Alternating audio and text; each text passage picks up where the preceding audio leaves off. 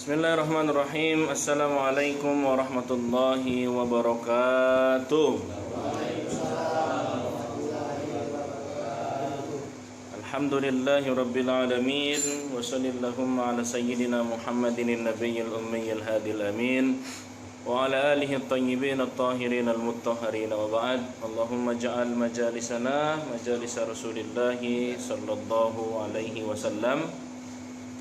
Bapak-bapak, rekan-rekan sekalian, wis ora usah pakai mic yo. Iki kedengeran kok pokoknya. Mic taruh nang kene wae. Nah, aduh mana tadi? Wis saya yakin suara saya masih terdengar karena ini ruangannya tidak terlalu lebar. Baik, sebagaimana biasa hari Selasa Ba'da Isya kita mengkaji satu kitab yang bernama apa nama kitab kita ini? Matan Abi Suja atau lebih sering dikenal dengan kitab Takrib. Kitab Takrib ini kitab yang dasar sekali, fikih praktis mazhab Syafi'i. Pertemuan sebelumnya kita sudah sampai kepada auqatus shalah atau waktu-waktu sholat. Awal waktunya kapan, akhir waktunya kapan. Baik, hari ini kita lanjutkan yaitu di bab wasyara'id wujubus shalah. Kapan sih seseorang itu disyaratkan atau diwajibkan sholat? Jadi syarat-syarat seseorang wajib sholat, itu maknanya. Wasyara'itu wujubis shalah salah satu asya. Ini saya nggak tahu kamera ini kebalik atau enggak. Bisa ini enggak? Ini kan landscape ya. Biasanya itu kebalik gitu. Wis pokoknya mau ngelihat kebalik, balik sendiri HP-nya. Karena ada pengaturannya biasanya. Saya nggak tahu. Nah ini udah 8 yang ngelihat ikut ngaji di dunia maya. Baik, syarat diwajibkan sholat ada 3. Yang pertama al-Islam, yang kedua al-bulugh, yang ketiga al-aqlu wa huwa haddut taklif. Seseorang baru diwajibkan sholat ketika dia itu satu, agamanya Islam tapi belum balik, ya enggak wajib. Agamanya Islam, dia balik tapi akalnya hilang, gila, maka tidak juga diwajibkan sholat. Ketika sudah lengkap 3 syarat ini, yo dia Islam, yo dia balik, yo dia berakal, baru kemudian dia diwajibkan sholat. Itu penjelasan ringkasnya seperti itu. Baru kita sekarang masuk ke syarahnya. Fala tajibu sholata ala kafirin sawa'an akana dzakaran am unsa. Orang yang belum Islam, non muslim, ya dia tidak wajib, mau laki-laki mau perempuan dia tidak wajib sholat. Jadi kewajiban kita itu bukan memerintahkan mereka untuk sholat, tapi bagaimana caranya hidayah masuk ke dalam hati mereka, sanubari mereka, kemudian menerima agama Islam. Kalau udah menerima agama Islam, baru kemudian diwajibkan sholat. Idza shallal kafir fa sholatuhu batilah. Kalau ada orang tidak Islam, non muslim, kemudian dia aku nak miluk kamu iseng-iseng berjamaah masjid kamu itu, ya dia sholat dia tidak sah, batilah. Lakin tajib alaihi fil akhirah wujubu iqab. Tapi kalau mati dalam keadaan kafir, dalam keadaan non muslim tadi, maka di akhirat nanti akan mendapatkan iqab, akan mendapatkan azab. Innal ladzina kafaru wa matu wa hum kuffar ulaika alaihim laknatullah wal malaika wan nasi ajmain. Kalau orang matinya dalam keadaan kafir, maka dia mendapatkan laknat Allah, dapat laknat malaikat, dapat laknat semua manusia. Nauzubillah. Al-murtad yutalibu bis-shalah idza ada ilal Islam. Jadi ada perbandingan antara non muslim sama orang murtad. Orang murtad ini berarti sebelumnya dia Islam kemudian keluar dari agama Islam. Nah, kalau ada orang Islam kemudian dia keluar Islam, kemudian hidayah masuk lagi dengan dia, masuk lagi dia ke dalam Islam. Nah, berapa lama waktu dia murtad itu? Misalkan 1 bulan. Berarti selama 1 bulan dia harus mengganti sholat yang ditinggal selama dia murtad tadi. Beda dengan non muslim masuk ke agama Islam. Kalau non muslim masuk ke agama Islam, sholat yang ditinggalkan selama dia belum Islam itu tidak mesti diganti. Jadi terhapus semua dosa-dosanya. Kok enak betul Pak Ustaz. Kalau kita yang pernah ketinggalan sholat yang 10 tahun yang lalu bagaimana? Sepakat 4 madhab, kemarin pernah kita bahas. Sepakat 4 madhab mesti diganti, dibayar, dikodok. Tapi kalau non muslim masuk Islam umur 50 tahun, maka selama 50 tahun itu dia tidak usah dan tidak perlu mengganti sholatnya. Masuk Islam umur 50, umur 51 mati husnul khotimah, mati dalam keadaan Islam. Ada juga yang kebalikannya. Muslim 50 tahun, di umur ke-50 murtad dia, menyatakan dirinya tidak Islam. Umur 51 mati. Capek 50 tahun. Matinya tidak dalam keadaan muslim.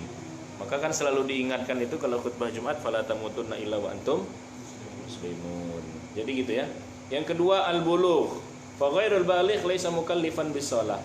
Kalau belum balik dia tidak dibebani untuk sholat atau tidak disyariatkan untuk sholat. Bukan berarti tidak boleh.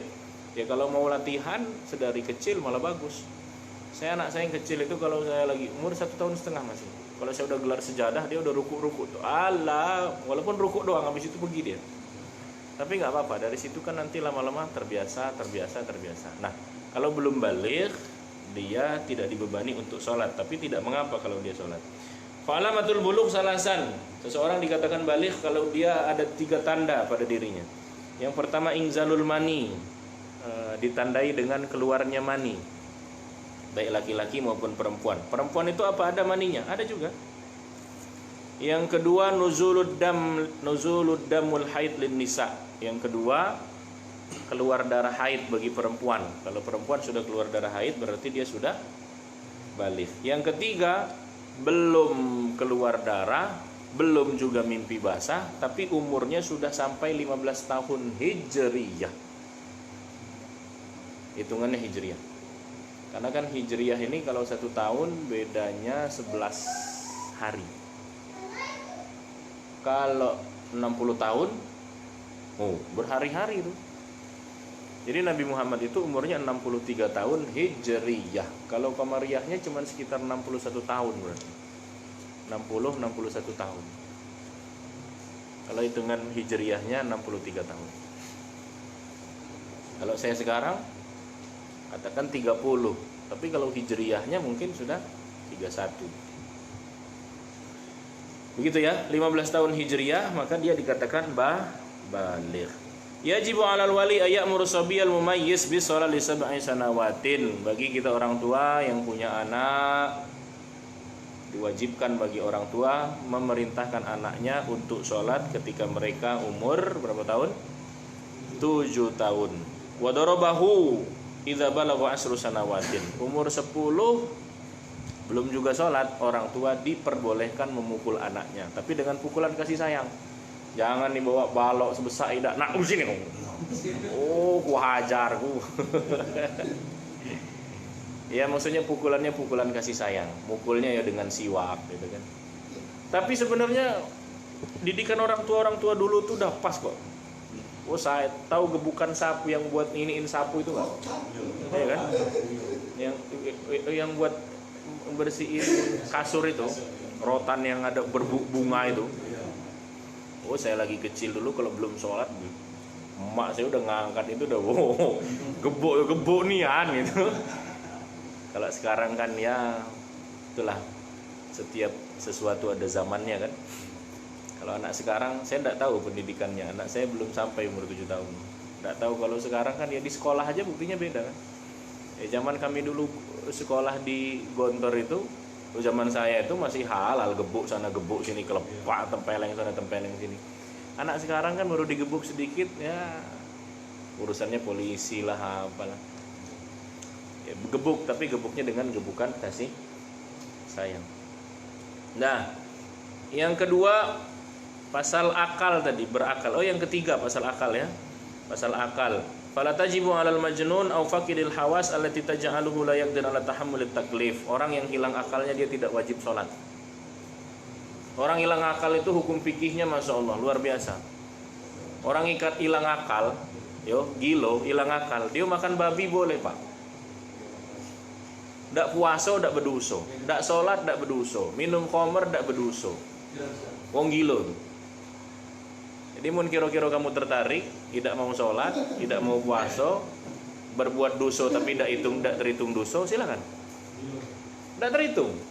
Wong begilo tuh makan babi, dia tidak terhitung dosa. Apa? Akalnya tidak kate. Wong kalau akalnya tidak kate, dia tidak terhitung dosa. Meninggalkan apa yang diperintahkan Allah juga tidak terhitung dosa.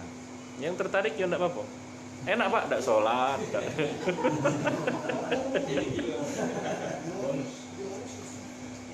Kenapa orang yang gila tadi tidak dibebani syariat? Berdasarkan hadis Nabi. Apa kata Nabi? Rufi al-qalam an salasah. Ini pena ini terus mencatat. Apa yang kita lakukan, amal kebaikan dicatat, amal keburukan dicatat. Ada masanya ini pena diangkat, tidak mencatat, tidak menulis. Kapan? Orang yang gila. Sampai kapan orang gila ini kembali lagi dicatat amalannya? Sampai dia sadar dari ini. Tapi gila itu hilang akal nian. Mana? Iya, cak gilo. Wong gilo sekarang kadang dia gilo. Tapi tahu juga duit nih 100.000. Nah, ini gilo nian apa tidak? Mun hilang, orang dikatakan hilang akal tuh berarti dia kan nggak tahu ini 50.000 nih 100.000 kan udah nggak tahu lagi. Wong gilo sekarang tahu dia, oh yang ini 100.000 gitu dia. Nah, itu 3 ya. Jadi syarat seseorang diwajibkan sholat itu dia 3 tadi. Tapi ada ahli fikih yang menambahkan ini 3 syarat ini dari Abi Suja. Adapun penambahannya adalah an-niqa minal haidi wan nifas. Perempuan kalau dia haid, kalau dia nifas maka tidak diwajibkan sholat.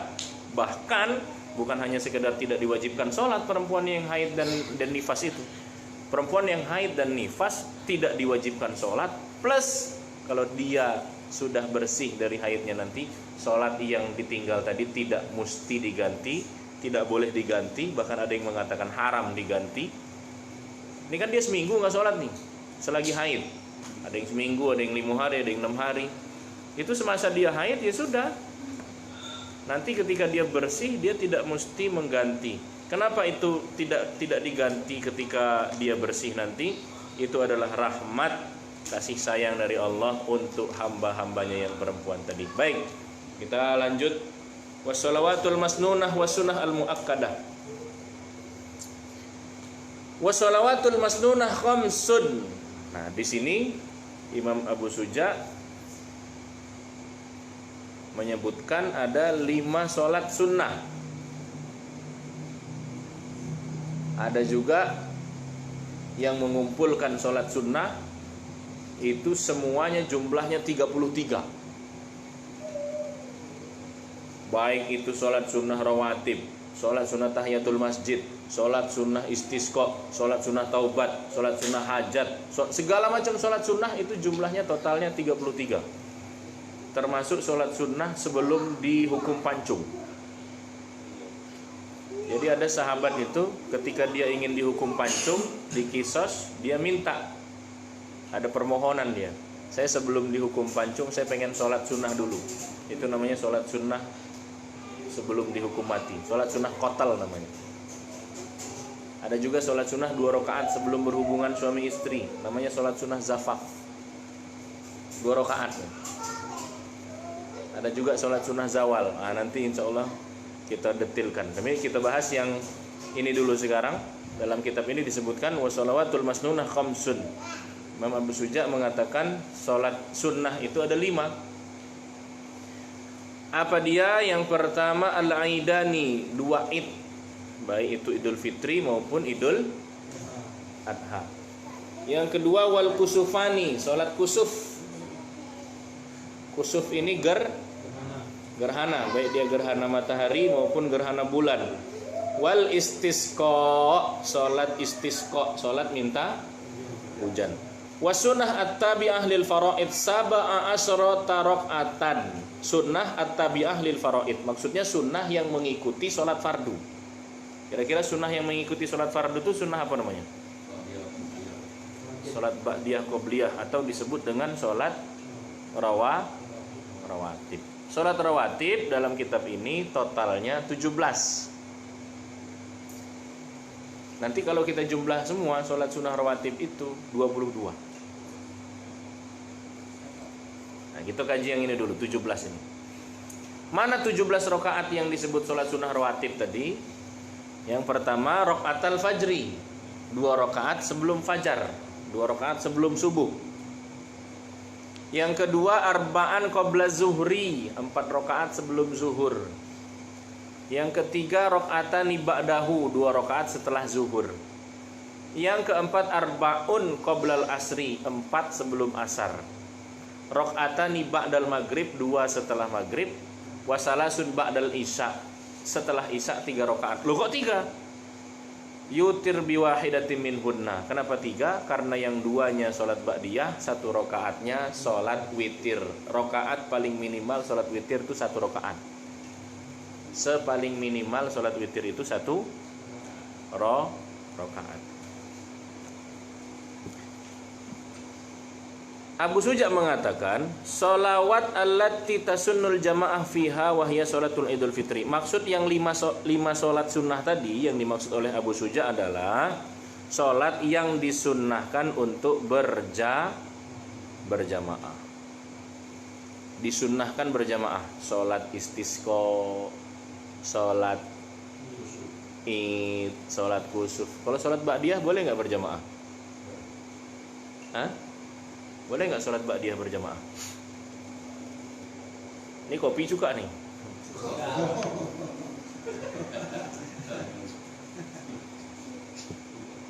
Sholat ba'diyah berjamaah. Bagi yang punya pertanyaan boleh tulis di kolom komentar. Nyapa dulu Bang, disapa dulu. Nanti dia tidak diajak ngobrol, live galon, live. Alhamdulillah ini stabil 9.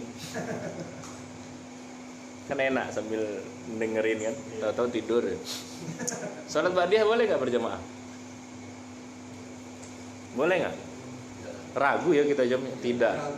Ada yang bilang boleh nggak kira-kira? Boleh sholat ba'diyah berjamaah. Boleh. Saya sholat ba'diyah. Waktu baru Allahu Akbar ada yang nepok. Pengen sholat zuhur, jamaah nggak itu namanya? Ya. Boleh nggak begitu? Boleh. Yang nggak boleh itu sengaja sama-sama bikin jamaah sholat ba'diyah, itu nggak boleh. Beda kan? Misalkan kita habis sholat fardu, kemudian yuk, sampingkan, yuk sama-sama kita sholat ba'diyah jamaah, itu nggak boleh. Tapi kalau saya sholat ba'diyah sendiri, tiba-tiba ada yang nepuk, itu kan namanya sholat jamaah nggak? Berarti sholat ba'diyah boleh nggak berjamaah? Bingung ya? Ya tergantung. Kalau dari awal berjamaah ya enggak boleh. Tapi kalau di tengah kemudian ada yang menepuk pundak, itu berjamaah boleh. Gitu.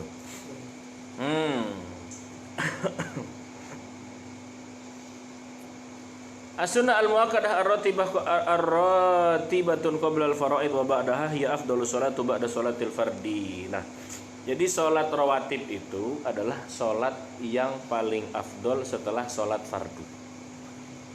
Walaupun nanti ada hadis juga yang mengatakan afdhalus sholat ba'dal faridah at-tahajjud. Sebaik-baiknya sholat setelah sholat fardu itu adalah sholat tahajud. Tapi sholat rawatib ini juga tidak kalah kemuliaannya. Bahkan ada satu hadis yang menyebutkan siapa yang sholat rawatib selama 1 hari 1 malamnya 12 rakaat akan dibangunkan untuknya istana di surga. Mana yang 12 itu? 2 rakaat sebelum subuh, 4 rakaat sebelum zuhur, 2 rakaat sesudah zuhur, 2 rakaat sesudah maghrib, 2 rakaat sesudah isya. Siapa yang mengerjakan 12 rakaat ini, maka akan dibangunkan untuknya istana di surga. Baik, gini. Jadi berapa yang di sini? Yang di dalam kitab ini berapa dia? 17 ya? Kenapa bisa ganjil? Karena satunya ini adalah sholat witir. Sholat witir paling minimalis. Sekarang kan zaman minimalis ya. Sholat witir minimalis. Sholat apa lagi di minimalis? Tapi kalau kita mau hitung semua, Pak, sholat zuhur itu, sholat rawatib itu kalau mau dihitung semua, ada berapa lah rakaatnya? Tadi yang aku bilang tadi, 22. Sepaling tidak, seumur hidup sekali kita pernah mengerjakan 22 rakaat ini. Sepaling tidak, seumur hidup sekali. Kalau di total rawatib itu semuanya 22. Kok bisa 22 Pak Ustaz? Kayaknya selama ini saya diajarin 12, selama ini saya diajarin 10. Betul, yang 12 atau 10 itu namanya muakkadah. Kalau dicampur antara yang muakkadah sama yang ghairu muakkad, antara yang muakkad dan yang tidak muakkad, itu semuanya 22. Maka sepaling tidak, kalau nggak bisa seminggu sekali, ya sebulan sekali. Nggak bisa setahun sekali.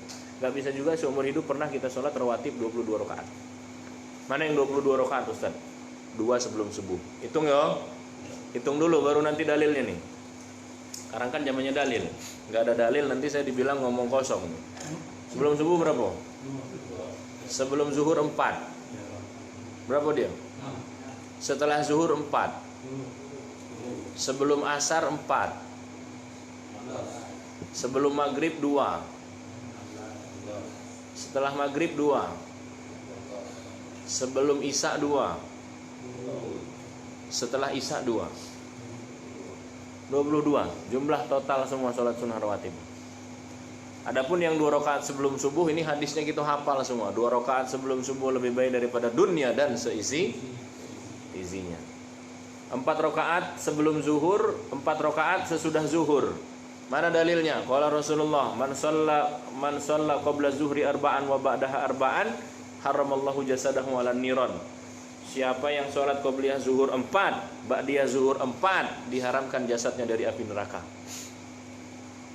Gimana cara kita sholat 4 rakaat itu Pak Ustaz? Apa 1 kali salam atau 2 kali salam? Qala Imam Nawawi di dalam kitabnya Majmu' Syarah Muhadzab, kata Imam Nawawi, kalau mau 1 kali salam sekaligus 4 rakaat boleh, akan tetapi mustahab, dianjurkan kalau 2 kali salam. Jadi bagaimana cara mengerjakannya? 2 rakaat salam, 2 rakaat salam. Itu lebih mustahab, lebih bagus, lebih ilu. Tapi kalau mau 4 rakaat sekaligus 1 kali salam boleh. Begitu kata Imam Nawawi.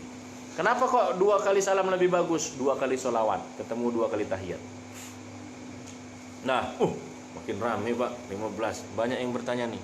Nantilah kita jawab pertanyaan nanti setelah live berakhir. Kalau aku ngetik kakek kamu ku biar enak juga ya live kayak gini ya.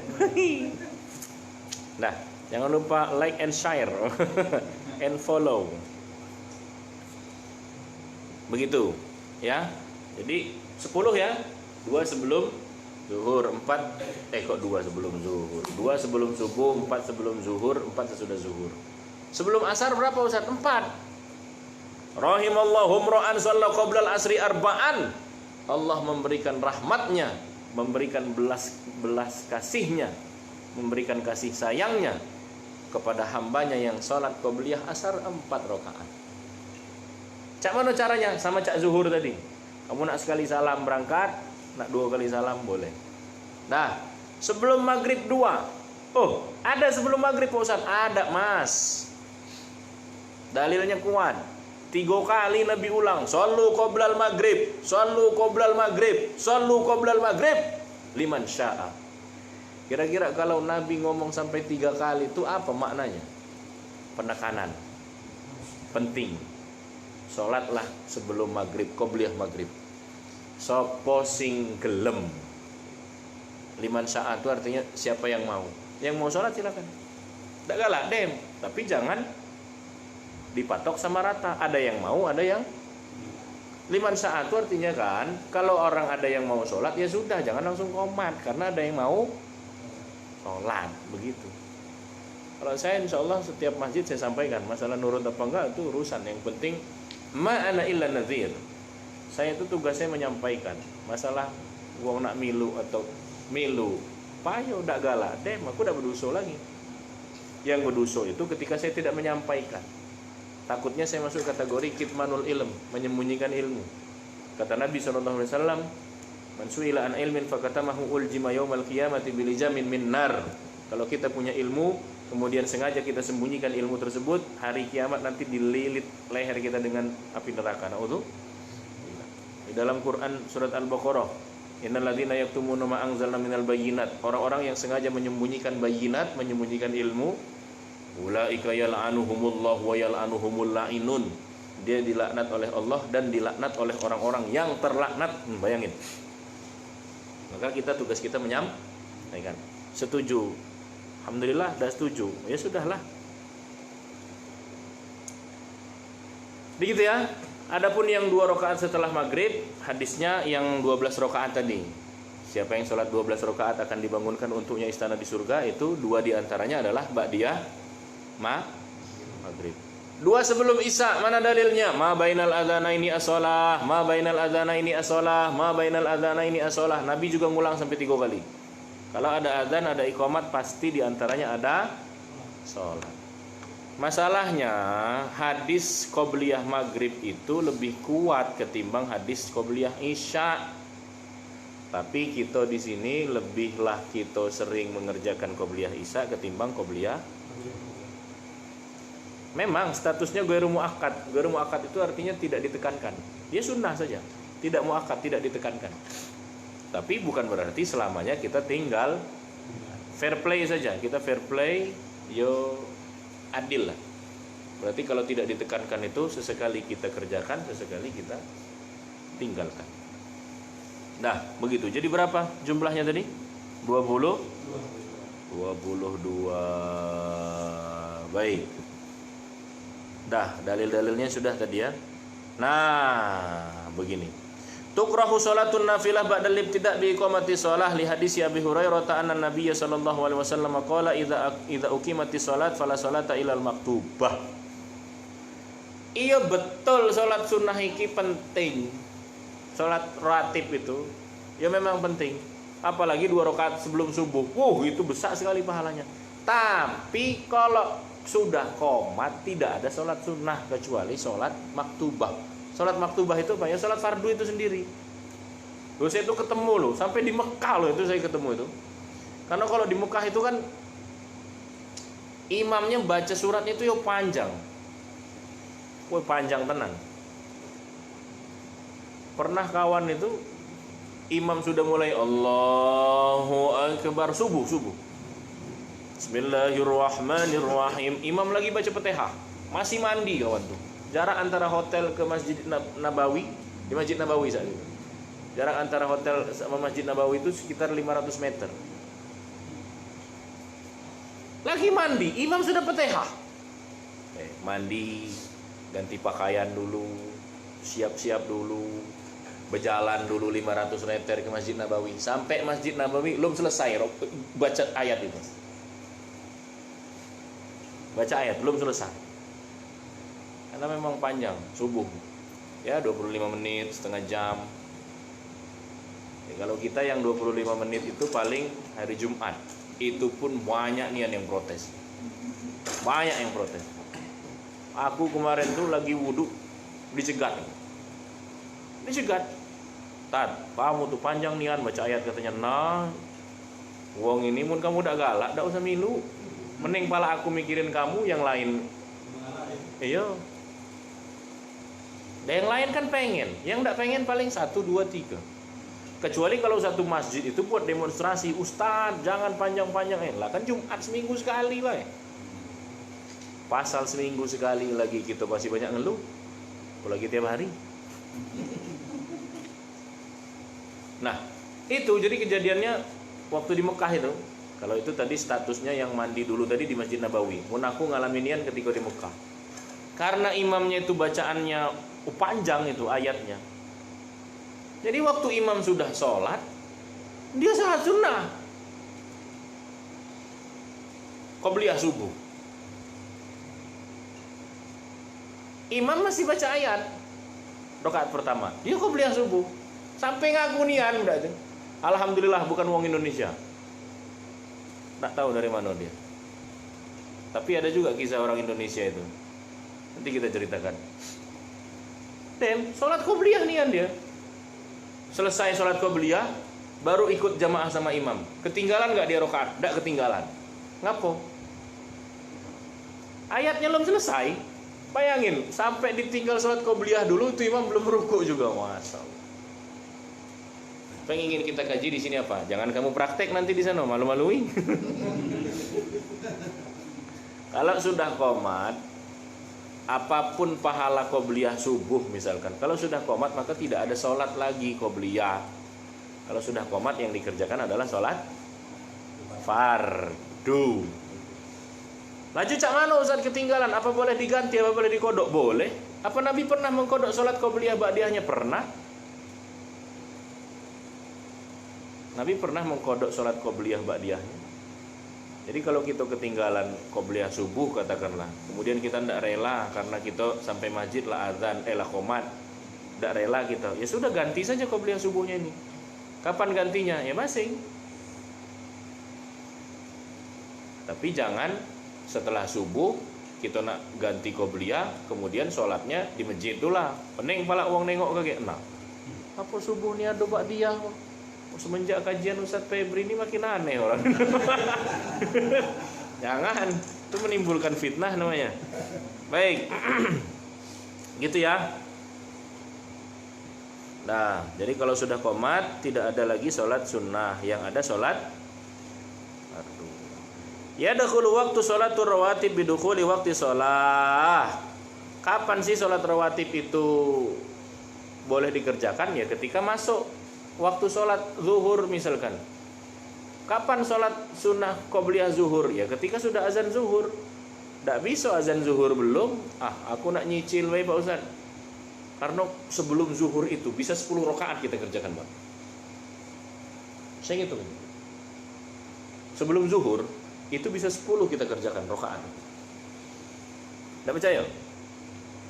Masuk masjid tahiyatul masjid 2 rakaat. Karena dia habis wudu, dia sholat sunnah wudu 2 rakaat. Berapa rakaat? Oh, marah dia. Hitung yo, ya mari. Kuciyo seno jutsu nanti. Nih, dia masuk masjid, sholat tahiyatul masjid 2. Kebetulan dia habis wudu, dia sholat sunnah wudu. Berapa jadinya? Sebelum zuhur, sebelum qomat zuhur itu, karena zuhur itu waktunya ba'da zawal, setelah tergelincirnya matahari. Nah setelah tergelincirnya matahari itu ada sholat sunnah juga, namanya sholat sunnah zawal. Sholat sunnah zawal itu kapan dikerjakan Pak Ustaz? Ketika matahari tergelincir tadi.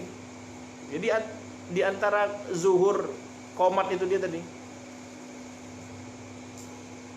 Berarti kalau dia mau mengerjakan juga sholat sunnah zawal, udah berapa dia?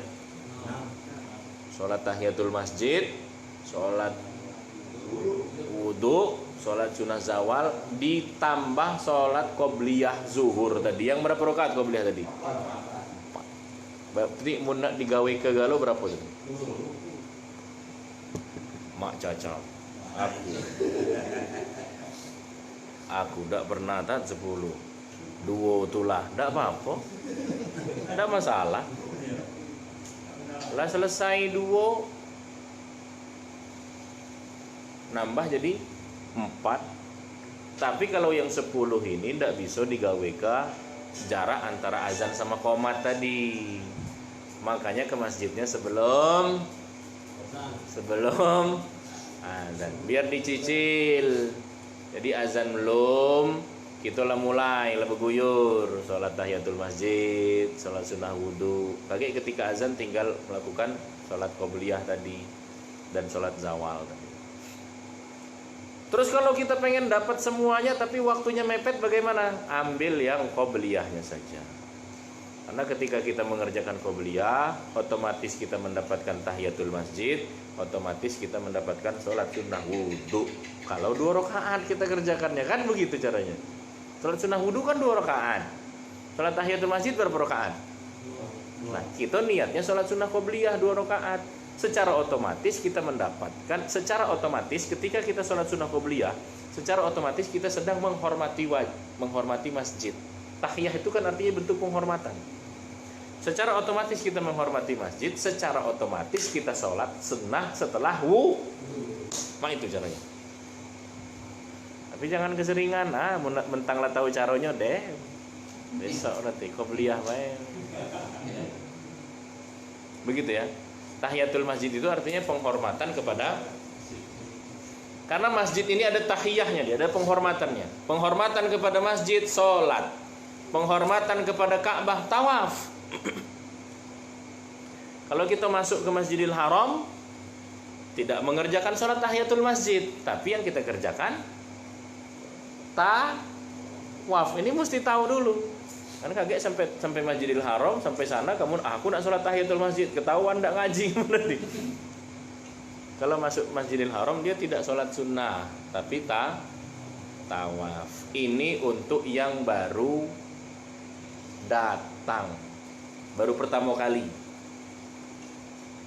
Maksudnya baru pertama kali, kita kan dari Indonesia sampai ke Mekah. Pertama kali masuk ke Masjidil Haram itu yang kita lakukan adalah tawaf. Tapi di hari esoknya kalau kita masuk lagi baru boleh mengerjakan sholat sunnah tahiyatul, gitu ya. Oh, kita balik ke Indonesia. 2 tahun kemudian balik lagi kita ke Mekah. Sama kejadiannya gitu juga. Baru pertama kali masuk ke Masjidil Haram yang kita lakukan adalah karena masjid dihormati, bentuk tahiyatnya adalah dengan sholat. Kalau Ka'bah Masjidil Haram dengan tawaf. Arafah itu bentuk tahiyatnya adalah dengan wukuf. Mina bentuk tahiyahnya dengan melempar jumrah. Sedangkan sesama muslim bentuk tahiyahnya adalah dengan salam.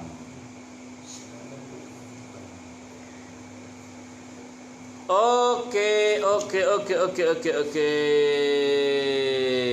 Tuh yang terakhir, la tasihu sholatul nafilatir ratibatil ba'diyah karokataini ba'da zuhri qabla sholati zuhri li taqaddumiha ala waqtiha. Enggak boleh kita sholat ba'diyah tapi belum sholat zuhur. Sama halnya enggak boleh sholat taraweh sebelum sholat isya. Jelas? Habis bukber isya liwat, tapi nak ngejar taraweh, pergi ke masjid, langsung milu imam taraweh, boleh tak? Tak boleh. Ngapo? Isya lob. Sama halnya nak ngerjakan sholat ba'diyah zuhur, tapi belum sholat zuhur. Terakhir, iya, mah, apa ngurang ini? 9, 10, 11, 15 tadi paling banyak. Ini yang menetap ini berarti insya Allah kuotanya dijadikan kuota yang barokah ini. Harus disapa juga ini Pak. Nah kalau disapa makin banyak deh. Kita lanjutkan. An-nawafil al-mu'akkadah. Salat nawafil, salat sunnah mu'akkad. Ada berapa dia? 1 sholatul lail, yang kedua sholatul duha, yang ketiga sholatul tarawih. An-nawafil hiya sholatus sunan wal muakkadat ay allati hafadhar rasulu ala adaiha. Yang dimaksud dengan an-nawafil al-muakkadah itu adalah sholat yang dijaga oleh Nabi, tidak ditinggalkan. Apa dia? Yang pertama sholatul lail, sholat malam. Wa ya'ti waqtuha ba'da sholatil isya. Kalau habis bangun tidur disebut dengan sholat tahajud. Kalau belum tidur mau sholat disebut dengan qiyamul lail, sholat malam. Baik sholat malam ataupun sholat tahajud masing-masingnya mempunyai keutamaan kemuliaan. Tapi kalau belum tidur tidak bisa dikatakan tahajud. Kalau belum tidur disebut dengan qiyamul. Kalau sudah tidur dinamakan tahajud.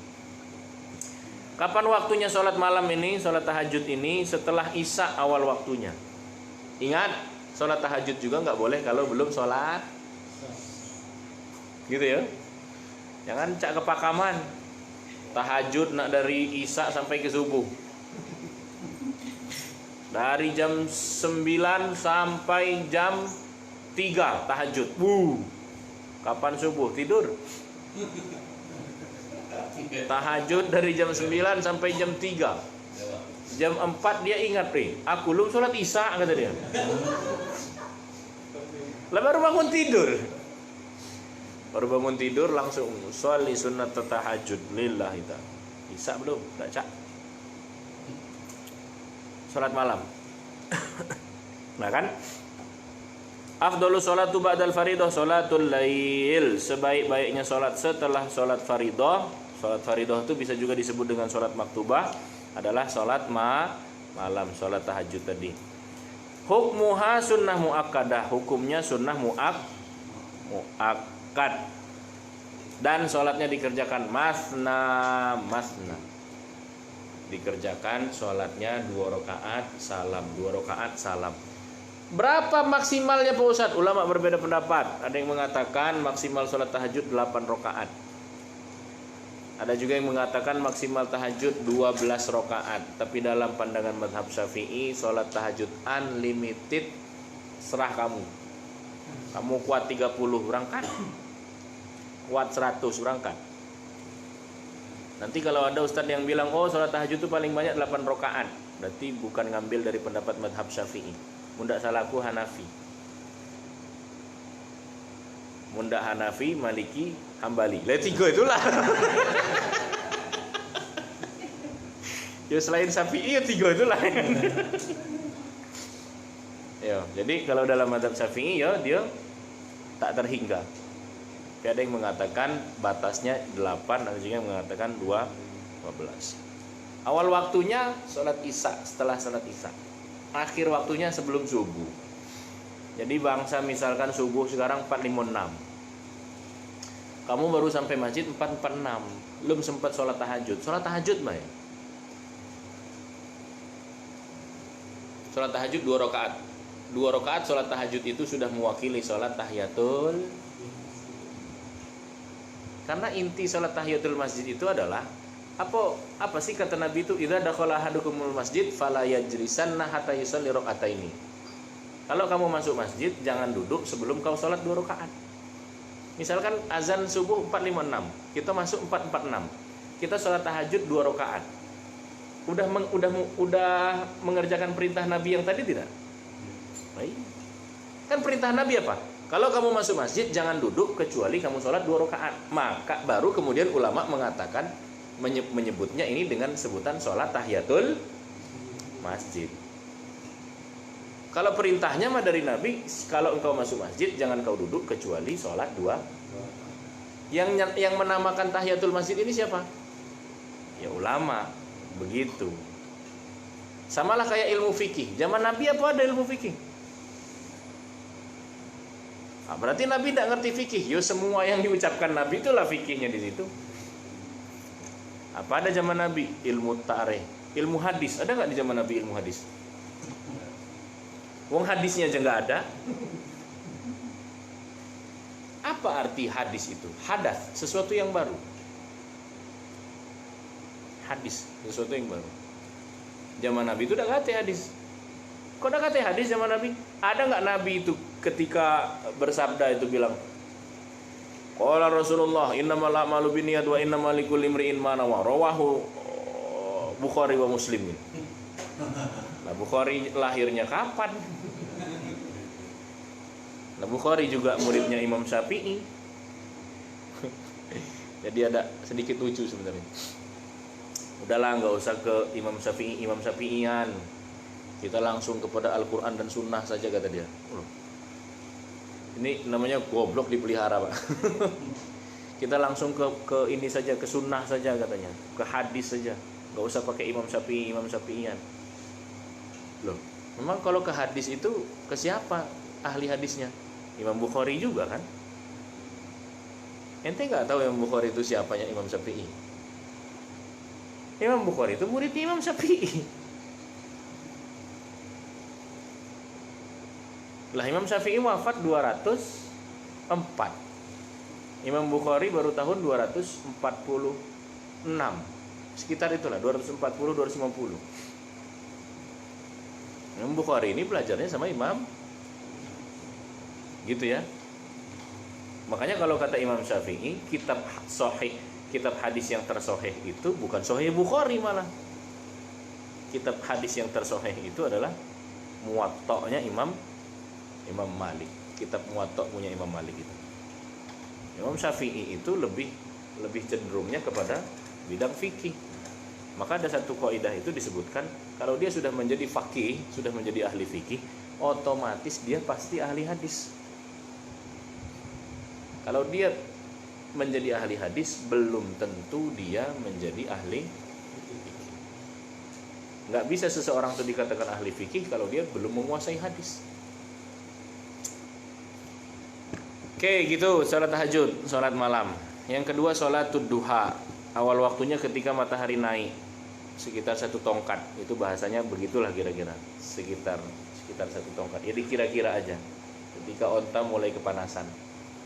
Misalkan suruk sekarang jam 6.15. Berarti duhanya sekitar jam 6.25, awal duhanya. Ada juga yang mengatakan awal waktu suruk itu adalah awal waktu duha. Tapi dilebihkan dikit juga enggak apa-apa. Ya jam 7 lah. Jam 7.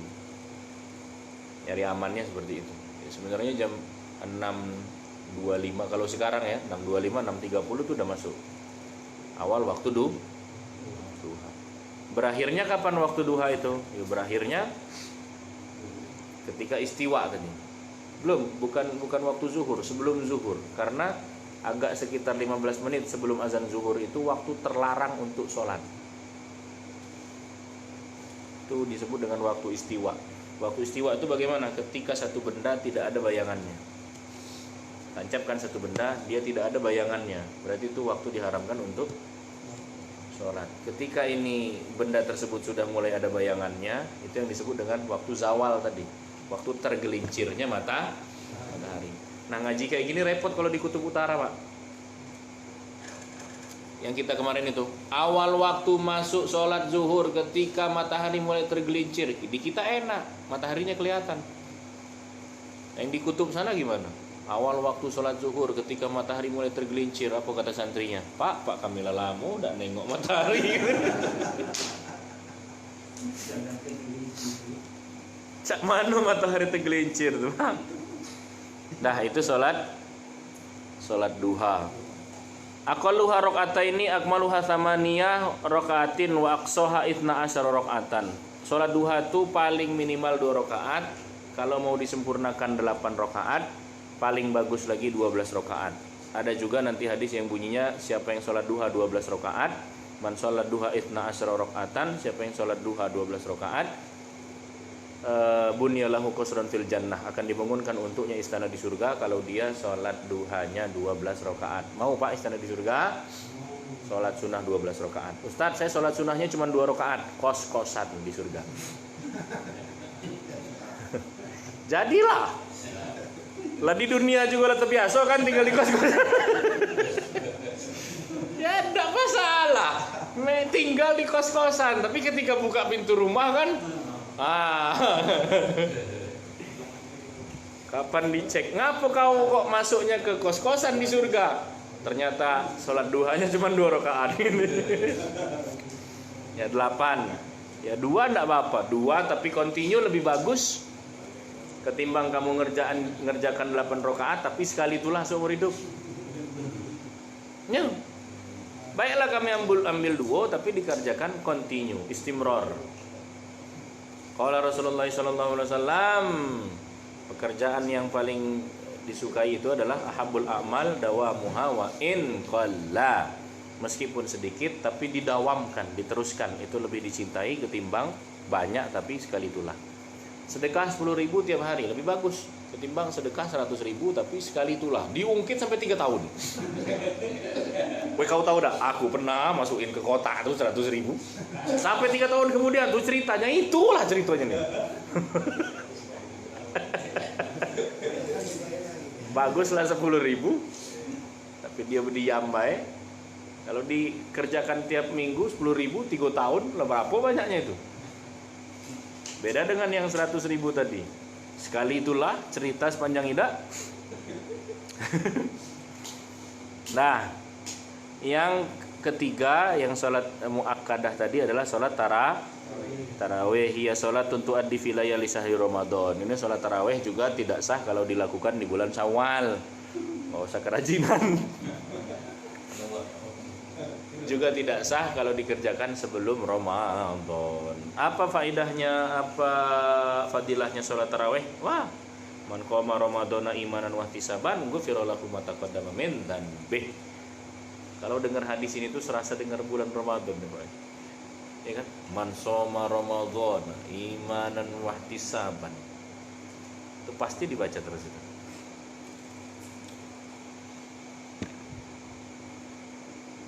Hukmuha sunnah wahya tajuzu jama'atan aw munfaridah. Salat tarawih hukumnya sunnah, boleh jamaah, boleh sendiri-sendiri.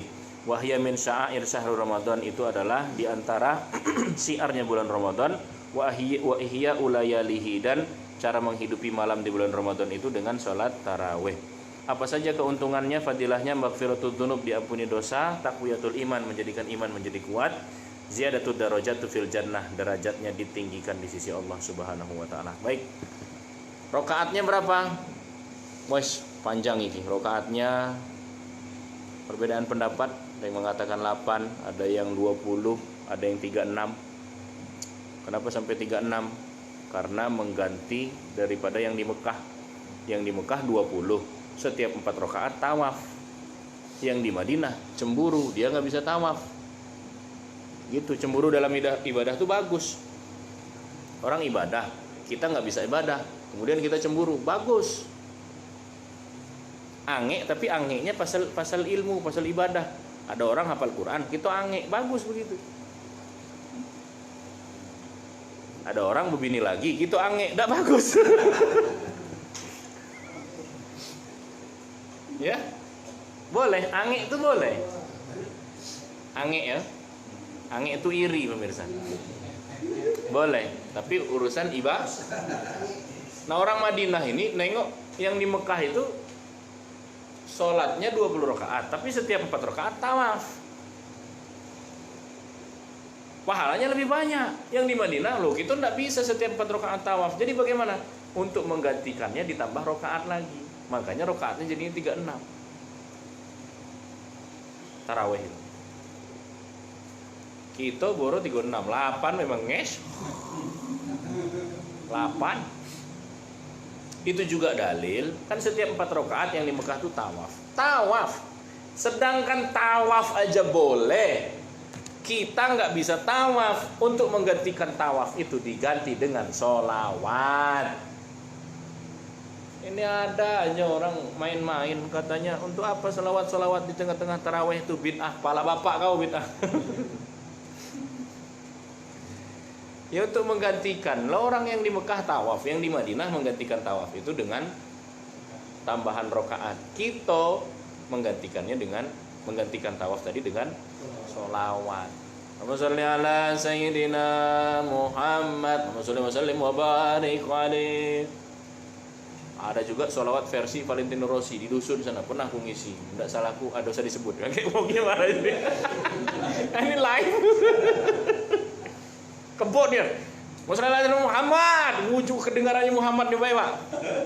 Wassalamualaikum Muhammad. Usacamnya gue semangat nian, entah semangat nian, entah baterai itu habis makan segala macam. Ala kulli hal, kalau memang itu yang membangkitkan untuk beribadah, ya, no problem, silahkan. Baik, itu ya. Wis, ente itu masalah sholat mu'akkad. Jadi sampai situ kaji kita. Pasal tentang kita bahas tadi, kapan seseorang disyaratkan untuk sholat, kemudian apa saja sholat-sholat sunnah yang mu'akkad, kemudian apa-apa saja sholat nawafil al-mu'akkadah, sholat yang ditekankan. Masya Allah, barakallah. Sampai di sini kajian kita. Kita masuk ke sesi tanya jawab insyaallah. Hadanallahu wa iyyakum ajmain.